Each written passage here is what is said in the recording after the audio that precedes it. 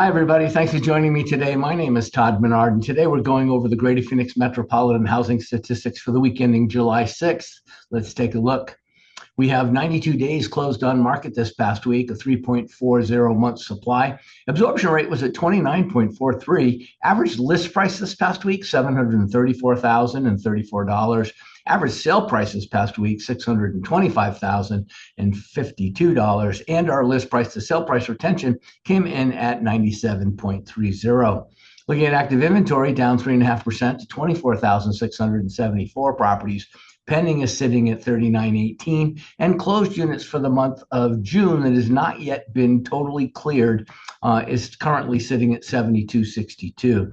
Looking at new listings taken this past week, down 26%. Only took 1,455 new properties this past week, but there's a reason. Look at days on market for active is at 92 and for closed at 79. Lower left-hand side, we're still dealing with active inventory. Next week or sometime later this week, we'll be doing the month end for June 2026, and this section will change to the closed production numbers by price range. As you see, every price range took a decline over this past week, and the final numbers came in at those properties under 600,000 represent approximately 67.49% of the entire MLS inventory. Properties between $600 and $1 million are at 19.48%, and above $1 million, there's 13.03% of the total properties available. Taking a look at the spreadsheet where everybody gets to be the expert. Why? Well, you get week over week, month over month, and year over year numbers just right here all on one page. So let's start right off. New listings taken 1455. We're at 1979 the week before. But here's a real important indicator. Look at last year and the year before that. So in 2024, we only took 1,367, 1,427 and 25. So 1455 is still above both of those numbers. However, not above last week's numbers in 1,979. Great job. And I think, and the reason why this is down to 1455, not specifically that number, but why it dropped about 25, 26% is because it's that time of year when everybody's going on vacation. The kids are out of school. So there are, everybody's taking their vacations now. Nobody wants to have their house on the market typically during that time. They should, because obviously there's so many properties not on the market. But again, that's typically the reason we're going into that period. Looking at active inventory, 24,674 down from 25,559. We're definitely down 1,000 units year over year, and we're still up based on 2 years ago. But again, the more important information is just year over year and last month versus this year. Versus this month, we're just really dropping inventory. 29,000 almost at the end of last month, 25,000 right now. So you'll see also some other indicators of what this is causing. But of that 24,674, 506 are in the coming soon category, 18,595 single family detached, 2,313 new home construction properties. Obviously not all of them, just those that the builder wants to identify, maybe a new community, a fell out of escrow home, or possibly even inventory home that's move-in ready. Looking at 24,128 total properties that are non-distressed. If we do take a look in this, we'll talk about this next week when we do the month end.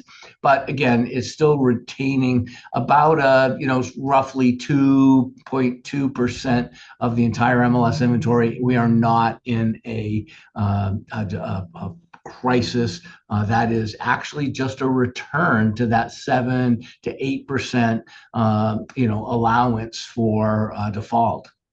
Taking a look at pending, which is the number of buyers in the marketplace, 3,918 down from 4,220 week over week. We were at 3,600 last year, 3,600 the year before. This same time period, I mean, if you slide your eyes over here, you see 6,600. But again, this is just talking about week over week, same time last year. We had about 36. So all of those cycles that happen, like I was just talking about, people aren't putting their houses on the market as much right now because of the vacation for the kids out of school. This is when they usually take those vacations.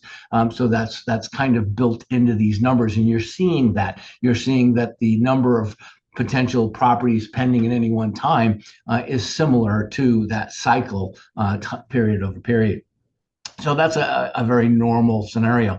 Close for the month of June, we'll see how it pans out. But right now, it's going to be somewhere about 72 to 7,300 total closed properties, I'd imagine. 6,753 last year. So that's an increase of 7.5%. But we're looking at a trend. It was 4.3% ahead last month, 4% ahead the month before. And in the month of March and February, we were ahead. So again, this year is closing more properties than we did last year during the same or just month over month and year to date. Taking a look at month supply, we're at a 3.40. I've been saying this for a while. Lawrence Yun, the chief economist at NAR, recently talked once again about what is a buyer's market, what is a seller's market. Well, a buyer's market is when you are above 6 months supply. A seller's market is when you are under 3 months supply. Actually, it's really under 4 months supply, but under 3, it really becomes multiple offer competitive from a seller. When you're about 3 to 3.5%, that's really a sweet spot of the industry. Sellers are wanting to move their property. Buyers it's a competitive nature. Buyers are coming in and really, negotiating what they have to negotiate. But it's really the perfect market is 3 to 3.5%. So we're in that market right now. It's caused because of the decline in the number of properties being added to the market, which again is cyclical, and then also with an increase in the number of buyers that are in the marketplace, putting a demand on that inventory. And then that's keeping us now in that seller's market. So I wouldn't be expecting too many negotiations to work out on the buyer's behalf as far as a deal is concerned. That ship has sailed. We take a look at, I'm not saying they're not out there. We're not in that multiple market scenario. We may go back into it if we don't start increasing inventory, but we'll continue to monitor that. Median sale price $459.9 from $449 the week before, but call attention to a couple of years ago. We were at $460. So when you see $460 a couple of years ago, $454, and now you're looking at $459, $449. You're seeing that what that means is the pool of properties that are closing are not accelerating in price. They're staying very consistent over the last couple of years. And that is why we're not in a recovery market. We're in a maintaining market, which is what we've said all year. The days on market for active are, pretty competitive, 79 days. 70 is the sweet spot. Over here's the rules of thumb. So we're very, very close to that. If you take 79 and 66, we're still right in that sweet spot. And when you go to look at the list price to sale price retention, this is the amount the seller retained of their list price at the time they accepted the buyer's offer. That's called the list price to sale price ratio. There is an original list price to sale price, which is what they listed the home at in the very, very beginning, but that's not really a number that can be used to identify how to package a buyer, how to create a buyer's offer, how to negotiate in this particular market, where when you're looking at the list price, what was it at the time that the seller accepted that buyer's offer, and then you see what the sale price is at close of escrow. That's a real indicator, because that's saying, as it does right now, that about just under a 3%, 2.7% negotiation is taking place off of the list price on the average properties being sold in the MLS and the Greater Phoenix metro market. So that means the sellers are discounting their home about 2.5, 2.6, 2.7%.